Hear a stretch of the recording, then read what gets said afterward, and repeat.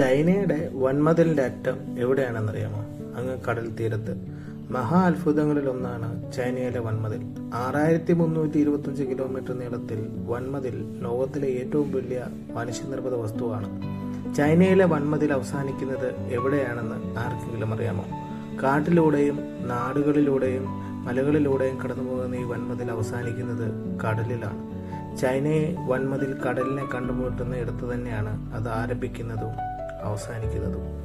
ബീജിംഗിൽ നിന്ന് 300 കിലോമീറ്റർ കിഴക്കായി കിൻഹാങ്ങുവിലെ നഗരത്തിൽ ഷാൻ ഹൈഗുവിനോട് അടുത്തുള്ള ഗോഹെ കടൽ തീരത്താണ് ചൈനയുടെ വൻമതിൽ അവസാനിക്കുന്നത് അല്ലെങ്കിൽ ആരംഭിക്കുന്നത്.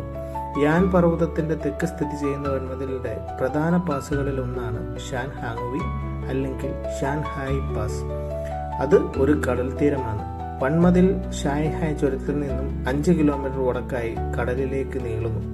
ഇവിടെ മതിൽ ആരംഭിക്കുകയാണോ ഇത് അവസാനിക്കുകയാണോ എന്ന് ഓരോരുത്തരുടെയും കാഴ്ചപ്പാട് പോലെയിരിക്കും. മതിലിന്റെ ഈ ഭാഗം ലോവോൺ ടൗൺ അല്ലെങ്കിൽ ഓൾഡ് ഗ്രൗൺ ഹൈഡ് എന്നറിയപ്പെടുന്നു. ഈ ഭാഗം ബോയിങ് കടലിലേക്ക് ഏകദേശം 1579 ബിങ് രാജവംശത്തിന്റെ കാലത്താണ് ഇത് നിർമ്മിച്ചത്. ചൈനയിലെ മുഴുവൻ മൊത്തത്തിൽ പരന്നു കിടക്കുന്ന വൻമതിൽ ബോഹോയിങ് കടൽ തീരത്ത് മാത്രമാണ് ഈ മതിലിനെ കടലിനെ അഭിമുഖീകരിക്കുന്നത്. ഇവിടെ നിന്നും ഹഖായ്, ഷാൻസി, നിസങ്സി, ഗാൻസി എന്നീ ചൈനീസ് പ്രദേശങ്ങളിലൂടെയാണ് ഒപ്പം മംഗോളിയയിലൂടെയുമാണ് ഈ മതിൽ കടന്നു പോകുന്നത്. ഒടുവിലെത്തി നിൽക്കുന്നത് ഹോബി മരുഭൂമിയുടെ ജിയാഹു ഗുവാനിലാണ്.